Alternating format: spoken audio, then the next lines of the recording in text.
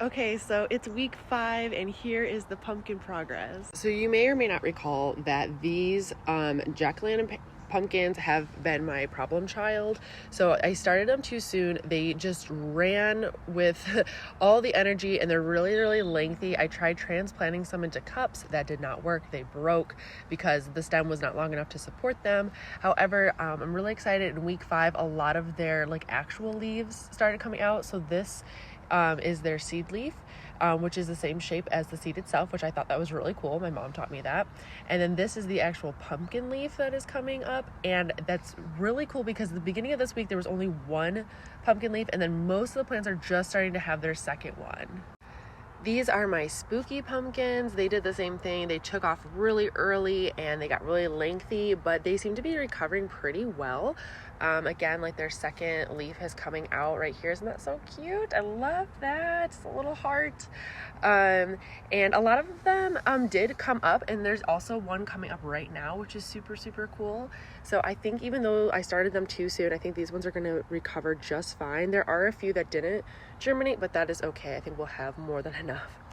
These are my Jacoby Littles, which I am so excited because they were the last to pop up at all, and now they are starting to come up, which I think is so great. I'm really glad that I didn't give up on it, because they did just start popping up maybe the end of last week. So this one just shot up. He's definitely searching for the light. I'm a little afraid that today is too sunny for them all to be outside, especially if I leave them out here. So I might have to move them under the tree for some shade and just pray that the squirrels leave them alone. And just some bonus content. I have my morning glories that definitely rejuvenated. I definitely let them outside too long one day and they just got burnt, but they recovered so well.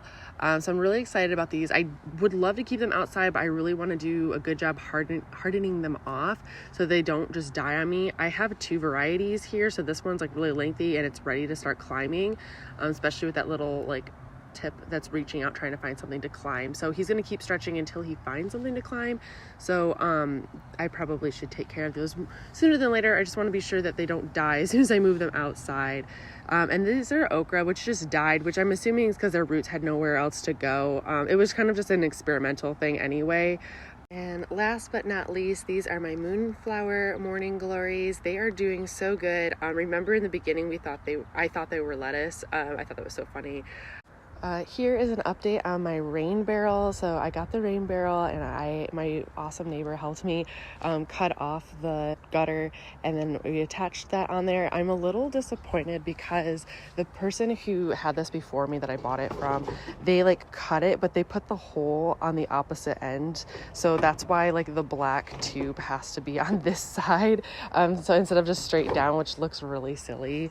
And then also they never used it because they didn't cut a spot for the spout to come out or for you to connect the hose. So I started cutting the board and then I needed to tighten the tool that I was using so I didn't hurt myself, and I just haven't gotten back around to it.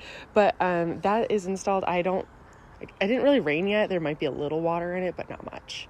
And then also I did have to redig all of this, which is fun, but I also now have to fix my fence because of the slope that's here, the fence no longer closes. So that's going to be a fun project.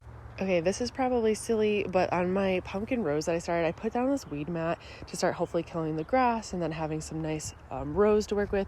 And on this side, it's just the weed mat. That's all that's under it. There's just plastic underneath, and then this portion all has cardboard. So what's worked so far is the cardboard. So underneath here, the grass is dying, and it's actually really warm under there. I think the plastic is just causing the grass to have a greenhouse, and I think it's living its best life. And I feel like the grass under the weed mat itself is just being perfectly protected and is totally okay with that. And so I feel like I'm going to have to get lots of bags or more recycled cardboard to kind of start killing the grass off. Otherwise, I think I'm just manifesting the grass that's underneath.